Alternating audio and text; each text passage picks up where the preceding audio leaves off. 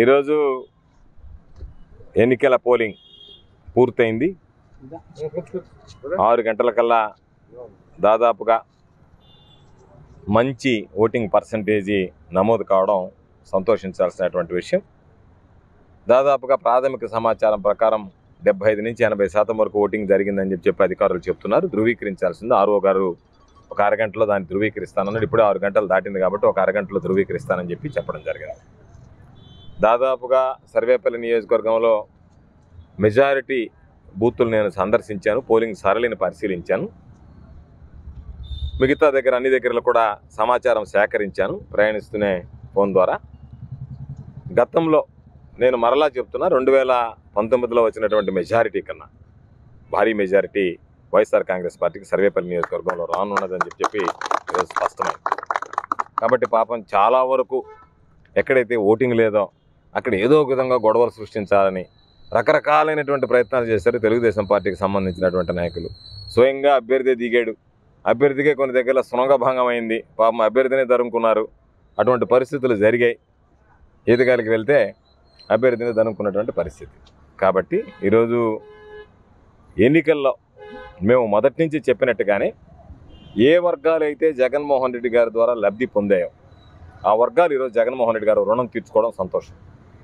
మహిళలు కానీ వృద్ధులు కానీ అధిక సంఖ్యలో ఈరోజు ఇప్పటికీ కొన్ని దగ్గర ఈవీఎంలు మొరాయించిన దగ్గర కానీ కొన్ని దగ్గరలో ఈవీఎంలో కాస్త ఓటింగ్ జాప్యం జరిగిన దగ్గర కానీ 200 నుంచి 300 మంది మహిళలు ఈరోజు క్యూలో ఉన్నారు. ఇంకా దాన్ని బట్టి వన్ సైడ్ పోలింగ్ జరిగింది. ఏకపక్షంగా వైఎస్ఆర్ కాంగ్రెస్ పార్టీకి పక్షాన ప్రజలు నిలిచారు. కాబట్టి తప్పనిసరిగా వైఎస్ఆర్ కాంగ్రెస్ పార్టీ రాష్ట్రంలో విజయం సాధిస్తుంది. ఈ జిల్లాలో ఉన్నటువంటి పాత నెల్లూరు జిల్లాకు సంబంధించినటువంటి 10 స్థానాల్లో వైఎస్ఆర్ కాంగ్రెస్ పార్టీ గెలవబోతోంది. సర్వేపల్లి నియోజకవర్గంలో కూడా వైఎస్ఆర్ కాంగ్రెస్ పార్టీ మంచి మెజారిటీతో గెలిపించేదానికి ప్రజలు ఈరోజు సిద్ధపడి ఆశీస్సులు అందించడం జరిగింది. ఇది నిజంగా చెప్పాలి అంటే నాకన్నా సర్వేపల్లి నియోజకవర్గ ప్రజల కష్టం. సర్వేపల్లి నియోజకవర్గ వైఎస్ఆర్ కాంగ్రెస్ పార్టీ నాయకులు కార్యకర్తల కృషి ఫలితం. నిద్రాహారాలు మాని దాదాపుగా ప్రచారం అయితే ఏమి, ఎన్నికల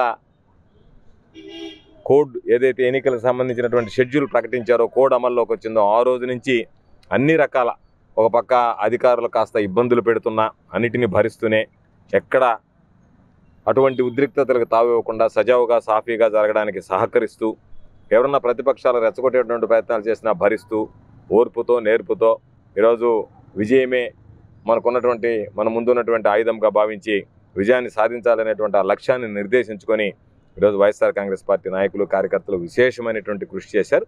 వాళ్ళందరికీ పేరు పేరున చేతులు జోడించి నా హృదయపూర్వకమైనటువంటి ధన్యవాదాలు తెలియజేస్తూ సర్వేపల్లి నియోజకవర్గ ప్రజల రుణం తీర్చుకోవడానికి రాబోయేటువంటి 5 సంవత్సరాలు కూడా కష్టపడి పనిచేయడం జరుగుతుందని చెప్పి ఈ సందర్భంగా మనవి చేస్తాను.